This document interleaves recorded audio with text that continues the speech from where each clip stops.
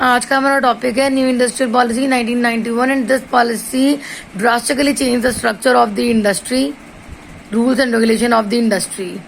There are many new policies invented in 1991 policy. So in NIP यानी कि new industrial policy seeks to liberal the industry from the shackles of license system. जो licensing system extra ordinary लगा हुआ था उसको थोड़ा सा limited करना और लिबरल करना इंडस्ट्री को फ्रॉम द लाइसेंसिंग.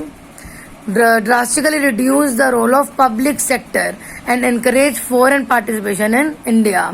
तो कुछ मेजर पॉलिसीज इस पॉलिसी में लाई गई. वो फर्स्ट है लिबरल करना इंडस्ट्री को एक्स्ट्रा ऑर्डिनरी रेगुलेटरी फ्रेमवर्क से. इंक्रीज करना competitiveness in the market for the benefit of common people. जो रनिंग पब्लिक सेक्टर एंटरप्राइजेज हैं और जो लॉस में चल रही हैं, बेसिकली जो लॉस में चल रही हुई एंटरप्राइजेज हैं उनको कट करना या फिर सामने वाली पार्टी का उनको टेक ओवर कर लेना to cut their losses. Enhance करना सब स्मॉल स्केल सेक्टर को by providing the support. Provide करना इंसेंटिव बैकवर्ड एरियाज के बंदों को ताकि वो भी अपने एरिया में इंडस्ट्रीज को सेटअप कर सकें. और एनहांस करना rapid industrial growth in competitive environment. तो फर्स्ट पॉइंट आता है यहाँ पे एबॉलिशन ऑफ इंडस्ट्रियल लाइसेंसिंग. 1991 की पॉलिसी में कुल 18 इंडस्ट्रीज रह गई थी जिनको लाइसेंस लेना जरूरी था. बट 1999 में एक अमेंडमेंट आई जिसने लाइसेंस इंडस्ट्री के लिमिट को लाइसेंस के लिए कर दिया 6 industries. Now 6 industries are required to having license. तो वो 6 इंडस्ट्रीज कौन कौन सी हैं? Alcoholic drinks based industry, cigars, cigarette and tobaccos जहाँ पे मैन्युफैक्चरिंग होती हैं, या फिर कोई भी ऐसे नशीले पदार्थ जहाँ पे मैन्युफैक्चर होते हैं वो चीज. Electronic, aerospace and defence equipment, industrial explosive including detonating fuse, safety fuse, gun power. ये सब चीजें जो है बेसिकली जहाँ पे किसी भी तरीके का कोई मान लो बारूद वगैरह ही बन रहा है जहाँ पे, तो उन सब जगहों पे हमारा लाइसेंस लेना जरूरी है इंडस्ट्री को सेटअप करने के लिए. और drugs and pharmaceuticals companies are also required to having license before setting up the industry. फिर आता है de reservation of industries for public sector.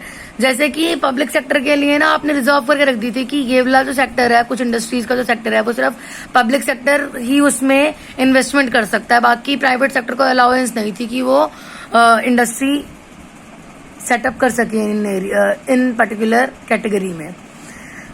तो out of 17 industry reserve from the public sector under 1956 industrial policy, the NIP de reserve 9 industries and thus limited the scope of public sector to only 9 industries. सिर्फ 9 industries तक का scope छोड़ा था. लेकिन बाद में धीरे धीरे जो इंडस्ट्रीज का स्कोप था वो 4 इंडस्ट्रियल सेक्टर तक चला गया था. तो हाल ही में defence production, atomic energy, railway और mineral use in generation of atomic energy, इन 4 तरीके की इंडस्ट्रीज जो हैं वो रिजर्व्ड है पब्लिक सेक्टर के लिए. और अगर पब्लिक सेक्टर चाहे तो कभी भी इनमें से भी किसी भी इंडस्ट्री को डी रिजर्व कर सकता है, एज द केस में भी. और अभी हाल ही में पब्लिक जो रेलवे है वो भी थोड़ा बहुत प्राइवेटाइज कर दिया गया है. Effort to revive loss making enterprises.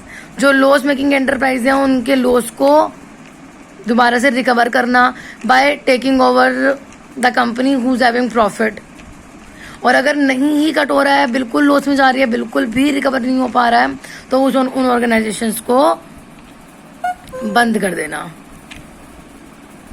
The BIRF will formulate its scheme for rehabilitation and revival of sick units. BIRF यानी कि board of industrial and financial reconstruction setup करा गया उन इंडस्ट्रीज के लिए जो लॉस मेकिंग है ताकि उनका लॉस रिकवर हो सके. disinvestment in selected public sector industrial unit. As a measure to raise larger resources and introduce wider private participation in public sector units, the government would sell a part of its shareholding of these industries to mutual funds, financial institution, general public and worker. For this purpose, Government of India set up a disinvestment commission in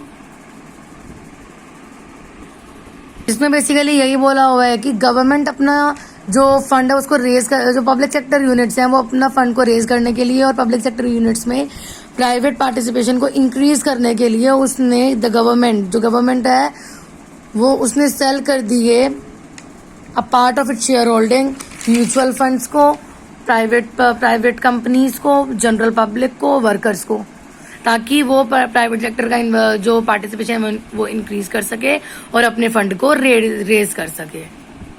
liberalised policy toward foreign capital technology.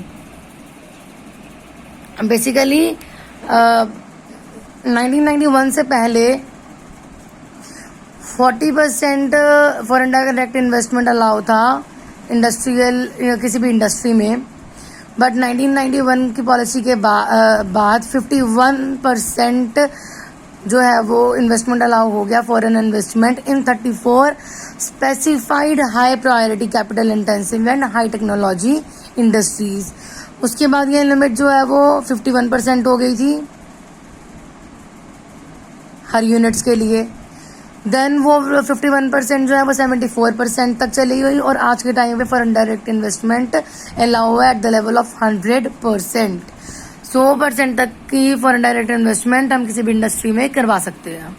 Simple, मतलब directly कोई चाहे तो सारी की पूरी industry, कोई foreign company चाहे तो अपनी यहाँ सेटअप कर सकती है, या फिर किसी भी इंडियन इंडस्ट्री में वो 100% इन्वेस्टमेंट कर सकती है. 100% किन केस में हुआ? In case of mining including coal and lignite, pollution control related equipment, project for electricity generation, transmission and distribution, ports, regular etcetera. कुछ इंडस्ट्रीज के लिए ये 100% कर दी गई. और हाल ही में डिसीजन आया कि आप 100% इन्वेस्टमेंट कर सकते हैं ऑयल रिफाइनिंग में भी, all manufacturing activity in special economic zone और certain in telecom industry etcetera. India में टोटल 8 स्पेशल इकोनॉमिक जोन लाई करते हैं. फिर है automatic permission for foreign technology agreement. 1991 की पॉलिसी के आने से पहले जब भी कोई एग्रीमेंट होता था फॉरेन टेक्नोलॉजी को इंपोर्ट कराने का, तो उससे पहले एक एडवांस क्लियरेंस लेनी जरूरी होती थी गवर्नमेंट से. बिना उसके आप एडवांस क्लियरेंस के आप टेक्नोलॉजी को इंपोर्ट नहीं करा सकते थे. लेकिन the new industrial policy provides for automatic permission to foreign technology agreements and high priority industries. Now Indian companies can enter into agreement with foreign companies without advance clearance from the government and also import the foreign technology.